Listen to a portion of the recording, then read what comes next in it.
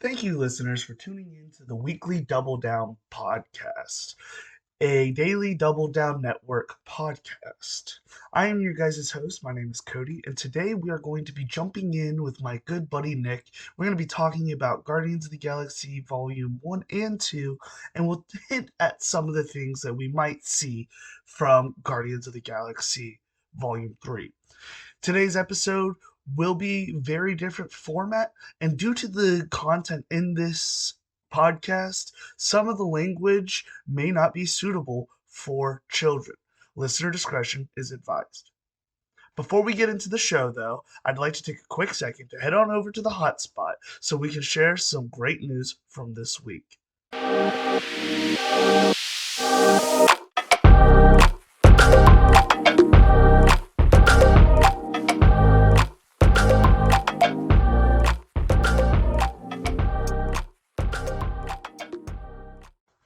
Welcome to the Hotspot, the weekly segment where we break down some of the biggest headlines in film, television, and other news. So, today I have a few things that I want to hit on, and I'm going to start it off by talking about a couple horror films. Now, for many people who are really into analog horror and ARGs, they know all about the worlds of the Mandela Catalog, Local 58, and a really breakout ARG that people have been raving about for the past year: The Backrooms. Now, it was just confirmed by the Hollywood Reporter, and when the Hollywood Reporter says it, it's pretty much set in stone. Like, 100% guaranteed we're getting it. But according to the Hollywood Reporter, a full feature length film about the Backrooms is in production at A24. So we're probably going to be looking at another artsy take on horror theme. And, the Backrooms is a really interesting idea because it kind of plays to a lot of modern day conspiracy theories. So it plays with that, oh, well, it could be possible, but it really isn't, but it could be. Um, so I'm really excited for that. Another lore-based horror series that's bringing to us. We just got a confirmation from Matthew Lillard that he will be playing the villain in Five Nights at Freddy's, and he signed a three-movie contract.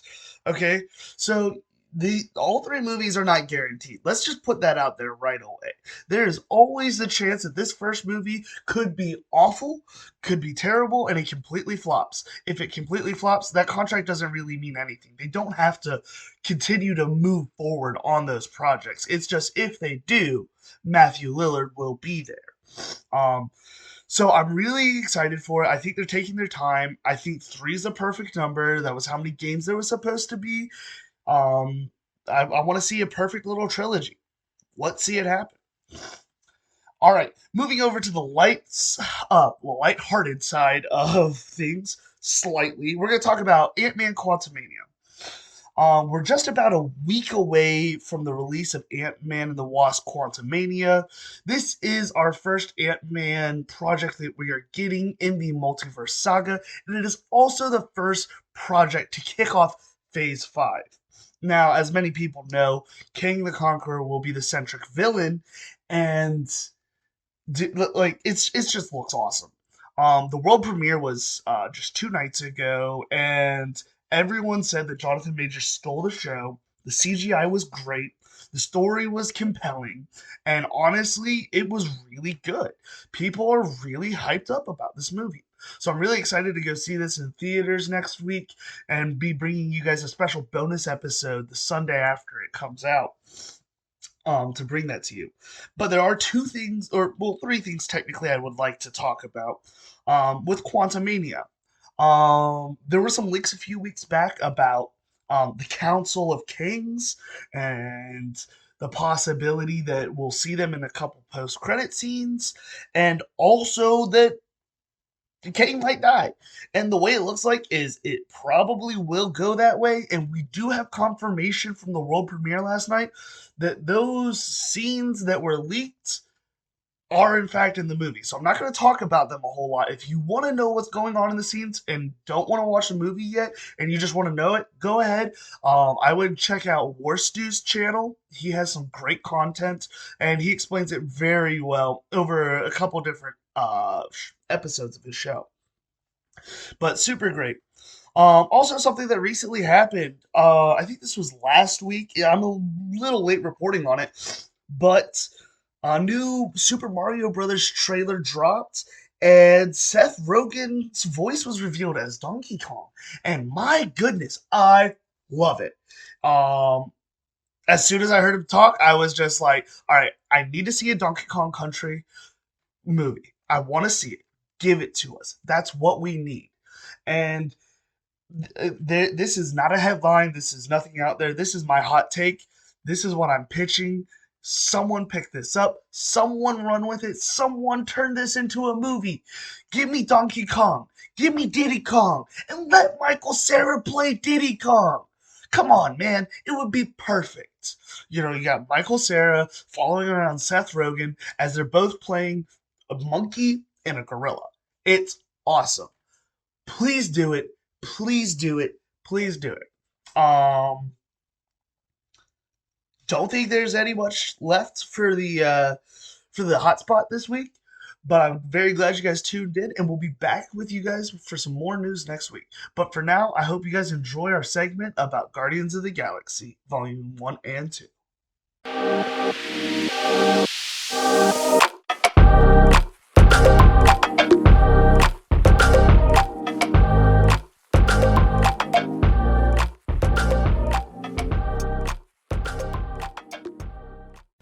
Alrighty, so welcome to the main segment today. Like I said before, I have my buddy Nick on the podcast with me. How you doing, Nick? I'm good. How are you doing, Cody? I'm good. Are you excited to talk about some movies? I am. Guardians of the Galaxy is by far one of my favorite movies. Alright, and tell me why. Well, I'm a big action adventure fantasy kind of guy, and then incorporate all of the space and space traveling is like my go-to, and Guardians of the Galaxy really captures all that. Yeah, so while we're getting into it, we'll talk about Guardians 1 first, and then we'll hit a little spoiler. So tell me some of the non-spoiler things that people should look for, and the elements of the film that are the best. Is it funny? Is it stupid funny? Tell me the things and elements of the film that Well, speak to you. The thing about Guardians that I like a lot is they have that humor in it where it's the serious movie, but then they throw in the little snippets of humor, especially with the character Drax. Dude, I love Drax. He is, oh man, Dave Bautista was the best person to ever do that. Dude, I love Dave Bautista. Have you seen the new Knives Out movie called Glass Onion? Yes, with I Dave loved Bautista. his character in Yeah, that it movie. was awesome. But I'm going to hit the spoiler because obviously it's been out for quite a while, and with the upcoming movie, we are going to talk about some of the things that are going to tie into the new movie now. So if you haven't seen it, why are you listening to the podcast? So what do you think is going to happen in Guardians 3 that relates back to Guardians 1? Do you think any loose ends are going to get tied up through there? Well, watching the trailer that they have out for Guardians 3, it's definitely going to talk about Rocket and his past and stuff.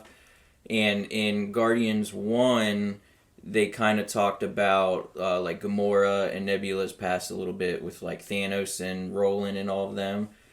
And I guess Guardians 2 talks about Star-Lord a lot more. But I see them kind of taking Rocket and Groot and then bringing that into Guardians 3 to kind of capture their backstory. Because all the other ones, they talk about everybody else's backstory except for Drax. Yeah, the one thing that I'm dying to know is how did Rocket and Groot meet?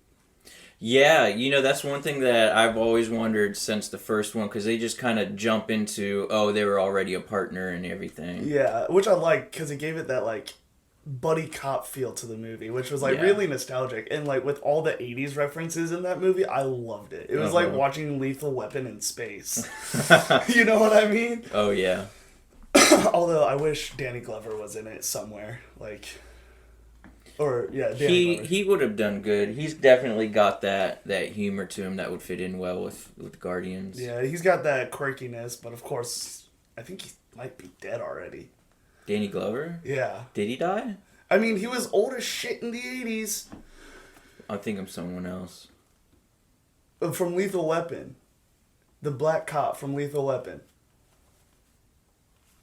No. You're talking about know. Childish Gambino. That's who I'm talking about. Yeah, okay. Oh, wow. Damn, I went a while thinking that was Danny Glover, Childish Gambino. Oh. His name's Donald Glover. Oh, okay. Yeah, but I think they're related distantly. I'm not sure. Yeah. But I really liked in Guardians the way that they like gave us the introduction to space in the Marvel Cinematic Universe, because like when you go on and you watch Infinity War and Endgame, like it's central to everything that goes on in that. Mm-hmm. So I really like how they set it up to like not be so dark, and it has a lighthearted feel. So once you get to being in space and it gets dark, you're like, there's two sides of every coin. Yeah. And I really think that James Gunn did a really good job. James Gunn is now the head of the DC universe. Is he really? Yeah, he releases his slate tomorrow. He's gonna be announcing all the movies that are coming out for the DC universe now. Okay. Yeah, so that comes out tomorrow. Not this is as of recording. Of course, the slate will already be posted out after before this podcast comes out. Is he gonna try and cross the Marvel and DC universe? So, okay, back in the 70s or 80s, there was a giant crossover between the two. And basically what it did was reset both of the universes, so when they went back and did their own thing, they could start fresh with their characters and give the stories in a more modernized way. Okay. So, I have a feeling with James Gunn moving over there that there's something similar in store. I don't think it's going to be anytime soon, but like maybe in 10 years we'll see Superman and Thor duke it out. That would be a great fight right there. Dude. That's like in the DC Marvel universe, that's like in the anime where it's like who can beat Goku in a fight and stuff like Exactly. that. Yeah. So I would really like to see that. Who are you taking, Thor or Superman? That's hard because Thor is a god, so I would really want to go towards Thor, but Superman, he basically has the power of the gods. I mean, he's invincible, he can shoot lasers out of his eyes, he's extremely strong, fast. Yeah, see, that'd be a hard one to say. See, that's the thing, like, I don't think Thor could handle the laser beams and the speed. Well, he's got now the axe, which he can control lightning with it, and all his laser beams is basically the same thing as lightning. Essentially, yeah. So he could it's probably power redirect from it. the sun, so Yeah. it's light, and it's just, I would love to see that fight, because, like, Yeah. but at the same time, I feel like they would level, like, an entire country. Oh, heck yeah, for sure. Yeah, like, you know, don't let Ultron drop a city. Like, just let Thor and Superman duke it out and destroy everything.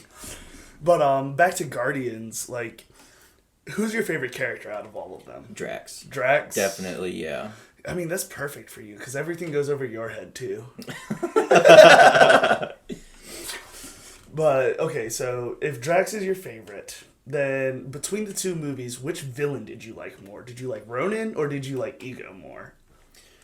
I liked Ronan more. To me, he just had more of like a superhero villain to him, whereas Ego was just kind of like, oh, I'm evil and I'm trying to take over the universe. I mean, that kind of sounds like superhero-ish, but to me, he just didn't have that like superhero villain type feel to him. Honestly, it was like daddy issues. Exactly. Versus actual villain. Which I like the family aspects in the second one, but like the villain, like I love Kurt Russell. So he played him great. Yeah. But yeah, the way they wrote the villain was incredibly weak.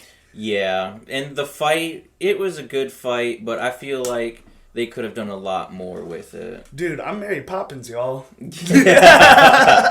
That's definitely one of the best scenes of that fight. Well, yeah, and like that's one of the funniest lines, but at the same time, it comes right after the most emotional line. Yeah. Where he's like, yeah, he was cool. I think it kind of brings people out of the whole, like, sad feel and back into that, like, kind of comedy that Guardians of the Galaxy does. Give it more of a lighter feeling, like you said. Have you seen the Christmas special? So I went to go watch it, and I don't know if I clicked on the wrong one, but it was like an animated one. and I just didn't watch it. No, only the first part is animated. Okay. And that's what I was talking about because like I really like how they developed Yondu and Peter's relationship through. Like at the end, it's animated again for a clip, and you really see them like form a father-son relationship. Yeah. And so like even though Yondu was like doing really mean stuff and threatening to eat him, you threatened to eat me. I was kidding. It was a joke. Who jokes like that? I mean, I like how they solidified the family aspect, and it's really important, especially because Gamora and Nebula are the daughters of Thanos. Yeah. And then you have a Celestial whose son is Star-Lord, so it's really cool how they did all of that. Mm-hmm. But what I'm really hoping is, like, if they pull more family shit in this next movie, I'm gonna call it Fast and Furious. Well, according to the trailer, what I got out of it was it is going to be kind of like a family thing because, Groot now says we are Groot, kind of tying them together as a family. Well, he did that too in the first movie. Yeah, but he only said it like, what, once? Yeah, well... Just it kind of like, in my thought, like kind of foreshadowing. Did he say it more than once in the trailer? I think he said it once. I know he definitely said it once. He might have said it twice. But the way how the trailer goes is it kind of brings them all together as, like, a family. Yeah, and so, like, I understand that part, but what I'm saying is, like, I don't want, like, the backstory on family for this anymore, you know? Like, the first Guardians, it had the subplot where Gamora and Nebula were working with Thanos and he was forcing them to work for Ronan. Yeah. And there was the whole... I don't want the parental background anymore. I'm kind of done with that. You know? I just want action, comedy, and beating a bunch of people up. Yeah, I mean, although I do think we're going to meet Rocket's dad.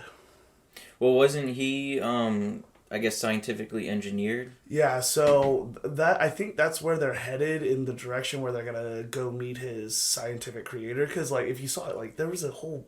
Like, there's a Earth. whole planet, yeah, of them, and then it showed it was like an otter or something, like hugging Rocket and everything. So I could see that as being like kind of Rocket's, like, in a sense, like brother type. Well, honestly, what I think is, they're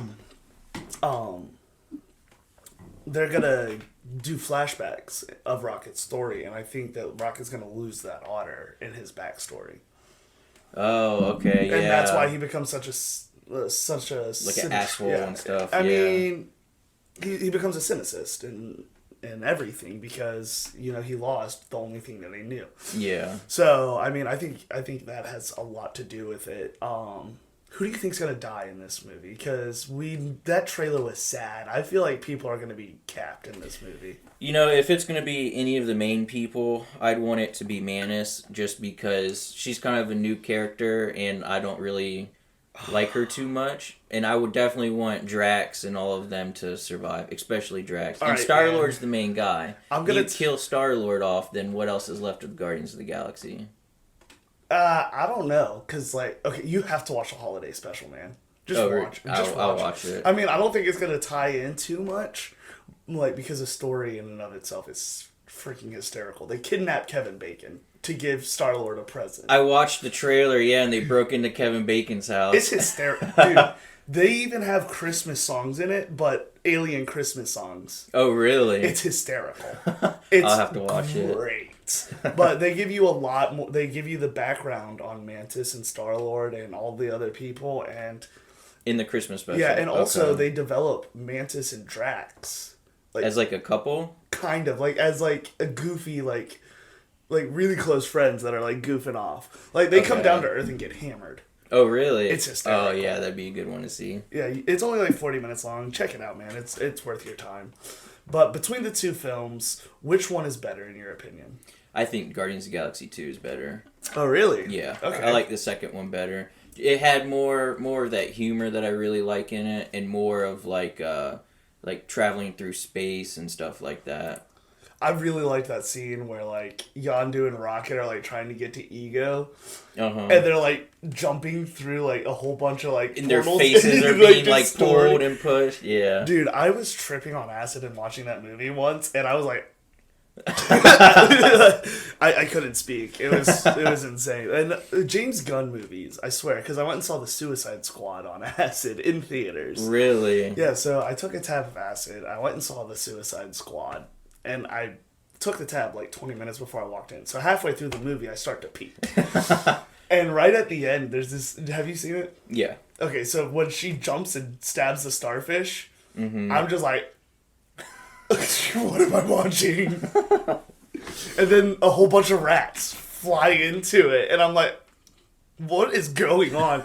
James Gunn, man, I'm pretty sure that man smokes DMT on a daily basis. He's got to be smoking something. He has to be, man. So, Guardians of the Galaxy 1, I'm going to ask you to give me like a Rotten Tomatoes score, like 1 to 100. Where is it landing for you? I would say the first one would probably be about 85, 87%. Okay, yeah. That's right around where I have it. I think I have it at like 88. Just, I really liked it. There was some like parts where it's just like, you didn't need to talk about this stuff. Like, you're just adding extra lore into it that's just dragging it on. Like, I don't think they needed to spend as much time with the Collector. Well, I think the Collector is going to come back in the third one because at the end of the first one, like they have like the little credit shot, and it's him sitting in his like blown up Collector area, and it's got the duck sitting there. Yeah. So I think when it goes back into Rocket, it'll bring the duck back over into it, and I think we'll see more of the Collector. Well, the duck was already in the second movie. What part? Remember where they introduced Sylvester Stallone's character and like the golden. Yeah, golden and he was in the brothel. Yeah, he's in the brothel, yeah. like hanging out with this chick and like drinking martinis. Have you seen the original Howard the Duck movie? No, I haven't. God awful, don't watch it. But there's duck titties in it. Duck titties. Yeah. Oh god, that's like some furry stuff right there. It's really weird. Literally, like in the first part of the film, like you're like in Howard the Duck's world, and it's literally a midget, a dwarf in a duck suit. Oh god. So it's a dwarf in a duck suit, and he's like going around his apartment, and this is right before like he gets transported across the multiverse to our Earth, and like it's a duck related Earth. So instead of like us becoming the prime like people on Earth, ducks evolved into like people things. And I shit you not, like he's getting pulled through a vortex, and first off, 30 seconds into it, he's looking at a Play Duck magazine. Really? And there's duck titties in it. And then he literally like gets pulled, and like he ends up like in this bathroom with a duck who's like drinking wine in a bathtub, and she's got duck titties. Dude, this kind of makes me want to see that. This kind of movie's interesting. PG.